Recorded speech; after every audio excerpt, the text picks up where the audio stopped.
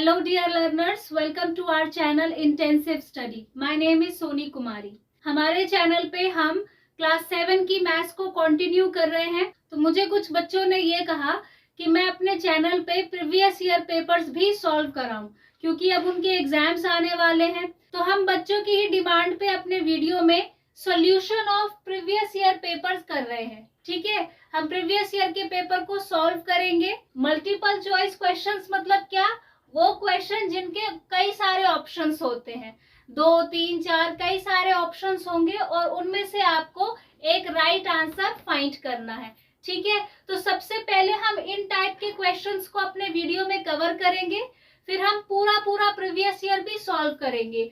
उसमें जिस भी प्रकार के प्रश्न आते हैं हम सारे प्रश्नों को सॉल्व करेंगे. इसमें आपके एनुअल एग्जामिनेशन का सारा टॉपिक कवर होगा और साथ ही साथ एक्स्ट्रा टॉपिक्स भी कवर हो जाएंगे. तो सबसे पहला क्वेश्चन है, what is the additive inverse of 10? ठीक है, 10 का एडिटिव इनवर्स क्या है? एडिटिव इनवर्स को और क्या कहते हैं? और कहते हैं योज्य प्रतिलोम. ठीक है, योज्य प्रतिलोम. हिंदी मीडियम में इसको योज्य प्रतिलोम बच्चे बोलते हैं. ठीक है, सो एडिटिव इनवर्स हमें फाइंड करना है 10 का. तो एडिटिव इनवर्स क्या होता है? आपने किया हुआ है. एडिटिव इनवर्स होता है अगर a है, ठीक है, तो a का एडिटिव इनवर्स हो जाएगा -a, और अगर -a है तो उसका एडिटिव इनवर्स हो जाएगा a. बस इतना ही आपको ध्यान रखना है. अगर पॉजिटिव नंबर है तो उसे नेगेटिव लिख देना है, वो उसका एडिटिव इनवर्स है, और अगर नेगेटिव है तो उसको पॉजिटिव लिख देना है. तो हमें फाइंड करना है 10 का एडिटिव इनवर्स. तो 10 का एडिटिव इनवर्स क्या हो जाएगा? -10. पहला ही जो ऑप्शन है वो करेक्ट है. सो इसका आंसर होगा आंसर ए, विच इज -10. ठीक है, 10 नहीं होगा क्योंकि मैंने जैसे बताया कि अगर डिजिट पॉजिटिव है तो उसका एडिटिव इनवर्स नेगेटिव होगा. तो ये हो नहीं सकता. 1 तो है ही नहीं और 0 भी नहीं है. 10 का एडिटिव इनवर्स है -10. क्वेश्चन नंबर 2 पे आते हैं. The mode of 7, 8, 5, 8, 6, 10, 7, 8, 7, 11, 7 is. Mode क्या है? मोड क्या होता है? बहुलक. और मैंने बताया है कि जो बहुत बार आए वही बहुलक होता है.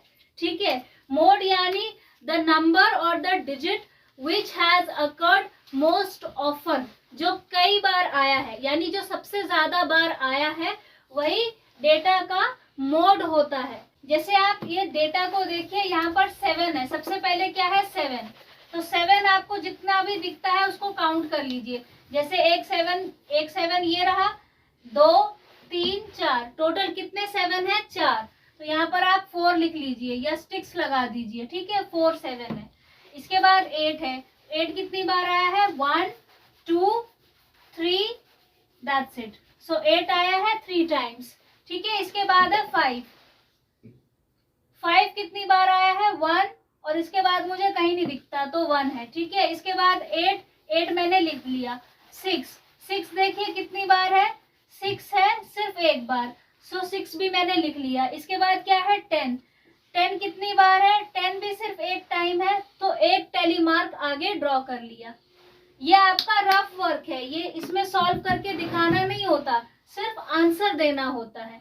तो ये मैं आपको बता रही हूँ कि अगर आप चाहते हैं कि आपसे गलती ना हो तो आप इस तरीके से टैली मार्क ड्रॉ कर सकते हैं. सो 10 जो है वो 10 सिर्फ 1 टाइम आया है तो एक स्टिक मैंने लगा दिया. 7 को मैं ऑलरेडी काउंट कर चुकी हूँ. 7 के बाद क्या है? 8 भी ऑलरेडी काउंट हो चुका है. इसके बाद है 7 भी एक बार आ चुका है. फिर है 11 एक बार आया है, और 7 उसको मैं ऑलरेडी काउंट कर चुकी हूँ. जो ऑलरेडी काउंट कर चुके हैं उसे दोबारा नहीं करना. तो आप खुद देखिए कि किसका टैली मार्क सबसे ज्यादा है. ऑब्वियसली 7 का ज्यादा है. 7 इस डेटा में 4 टाइम्स अपीयर हुआ है. ठीक है, और बाकी कोई भी डिजिट 4 टाइम अपीयर नहीं हुआ, यानी सबसे ज्यादा बार क्या आया है? 7 आया है. तो इसका डेटा का मोड क्या होगा? 7 होगा. So the mode of this data is 7. 7 कौन से ऑप्शन में है? ऑप्शन ए में. सो आपको लिखना है आंसर ए 7. ठीक है, सो इसका आंसर है 7. क्वेश्चन नंबर 3 है, the simple interest on ₹5,000 for 1 year at 10% per annum is what, options आपको दिए हुए हैं, आपको इसमें से राइट आंसर फाइंड करना है। तो सबसे पहले तो हमें मालूम होना चाहिए कि सिंपल इंटरेस्ट का फॉर्मूला क्या होता है। जब आपको ये पता होगा तो आपके लिए कुछ भी फाइंड करना मुश्किल नहीं है, चाहे सिंपल इंटरेस्ट हो चाहे प्रिंसिपल हो, कुछ भी, सिर्फ आपको फॉर्मूला याद होना चाहिए सिंपल इंटरेस्ट का। सिंपल इंटरेस्ट का फॉर्मूला क्या होता है? सिंपल इंटरेस्ट या SI is equal to principal multiply by rate multiply by time upon 100, यही होता है फॉर्मूला। तो बस इस फॉर्मूले में आपको इन डिजिट्स को रख देना है। सो प्रिंसिपल कितना है? प्रिंसिपल होता है वो पैसा जो हमने इंटरेस्ट पर लगाया है, तो ये क्या है? ₹5000, यानी प्रिंसिपल क्या है? 5000 मल्टीप्लाई बाय कितने साल के लिए दिया है? 1 ईयर के लिए, वो टाइम में लिख देंगे। एट 10%, ये 10% क्या है? रेट है। 10% पे दिया है, 2% पे दिया है, 3% पे दिया है, ये क्या होता है? रेट होता है। तो ये 10 मैं यहाँ पर रेट की जगह लिख दूंगी। इसके बाद है टाइम, कि कितने साल के लिए दिया है? 1 ईयर के लिए दिया है, तो 1 मैंने यहाँ पर लिख दिया, ठीक है। अपॉन में क्या है? अपॉन में 100 है।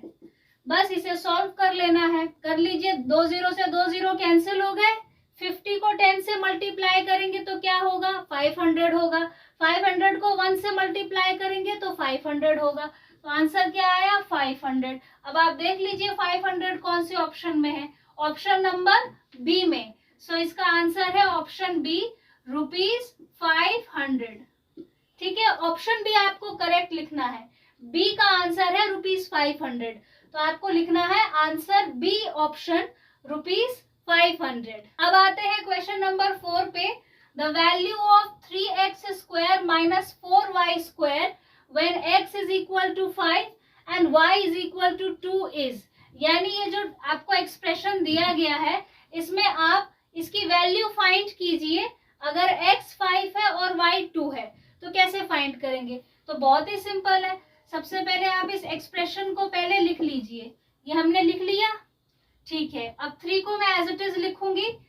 जो हमारे कांस्टेंट है 3 है 4 है, इन सब में कोई चेंज नहीं होता।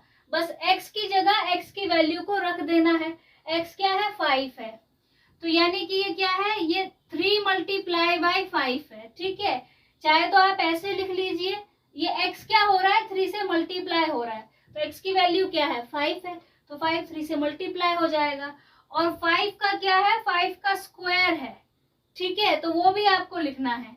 माइनस 4 है, y की वैल्यू क्या है? 2, तो 2 को मल्टीप्लाई करना है और स्क्वायर करना है, ये स्क्वायर भी लगाना है, ठीक है। तो चलिए 3 मल्टीप्लाई बाय 5 का स्क्वायर क्या होता है? 5 का स्क्वायर यानी 5 मल्टीप्लाई बाय 5 यानी 25। सो यहाँ पे आ गया 25 माइनस 4 एज इट इज 2 का स्क्वायर मतलब 2 मल्टीप्लाई बाय 2, ठीक है। 2 मल्टीप्लाई बाय 2, तो 2 2 सा क्या होता है? 4 होता है, ठीक है। 25 को 3 से मल्टीप्लाई करेंगे, ये होगा 75 माइनस 4 4 सा क्या होता है? 16 होता है, तो यानी माइनस करना है 75 में से 16 को। ये हो जाएगा 15, ये हो जाएगा 6। 15 में से 6 माइनस करेंगे 9 और 6 में से 1 माइनस करेंगे 5। सो आंसर क्या आया? 59। अब देख लीजिए कि 59 कौन से ऑप्शन में है? ऑप्शन नंबर बी में। तो इसका आंसर क्या है? इसका आंसर है option B 59। The answer is 59. Question number 5 is, which of the following pairs of angles in degree are complementary angles? इनमें से वो कौन सा पेयर ऑफ एंगल है जो कि कॉम्प्लीमेंट्री एंगल है, यानी पूरा कोण बनाते हैं। तो हमें पता है कि कॉम्प्लीमेंट्री एंगल्स वो एंगल्स होते हैं जब दो एंगल्स का सम जो होता है वो 90 डिग्री के बराबर होता है, उसी को तो कॉम्प्लीमेंट्री एंगल कहते हैं या पूरक कोण कहते हैं। तो इसमें आपको क्या फाइंड करना है? इसमें आपको ये फाइंड करना है कि किन दो एंगल्स का सम 90 डिग्री है। तो आपको क्या करना है कि ये जो आपने फाइंड किया है, दो एंगल्स का सम जो है वो 90 डिग्री होना चाहिए, ये हमें मालूम है। उन्हीं एंगल्स को हम कॉम्प्लीमेंट्री एंगल्स कहते हैं। तो बस आपको इस डैश की जगह इन वैल्यूज को रखना है। सबसे पहले मैं ऑप्शन ए रखूंगी, 25 और 155। 25 और 155, इन दोनों का मैं एडिशन देखती हूँ कि क्या वो 90 के बराबर आता है। 5 + 5 10, यहाँ पर 0, यहाँ एक 1 कैरी, 2 + 1 3, 3 + 5 8 और ये 1 एज इट इज, ये आ गया 180। क्या ये 90 के बराबर है? नहीं है, 90 डिग्री के बराबर नहीं है, तो ऑप्शन ए नहीं हो सकता। अब आते हैं ऑप्शन बी पे, 65 डिग्री और 25 डिग्री। देखते हैं कि क्या ये 90 के बराबर आता है। सो 5 + 5 10, 0 1 यहाँ पर कैरी ओवर, 6 + 1 7, 7 + 2 9। तो आप देखिए कि इसका आंसर क्या है, 90 डिग्री, और यही हमें चाहिए था। तो यानी कि हमें हमारा राइट आंसर मिल गया, which is option B 65 degree, 25 degree. ठीक है, यही हमारे कॉम्प्लीमेंट्री एंगल्स हैं, बिकॉज इनका सम 90 डिग्री है। जब आपको राइट आंसर मिल गया तो बाकी ऑप्शंस को चेक करने की कोई जरूरत नहीं है, एक ही आंसर करेक्ट होगा। तो इसीलिए ये हमारा आंसर है option B, 65 degree, 25 degree. So dear learners, thank you very much for watching this video. If you liked this video, please hit the like button, share this video, don't forget to subscribe this channel and also press the bell icon. Thank you.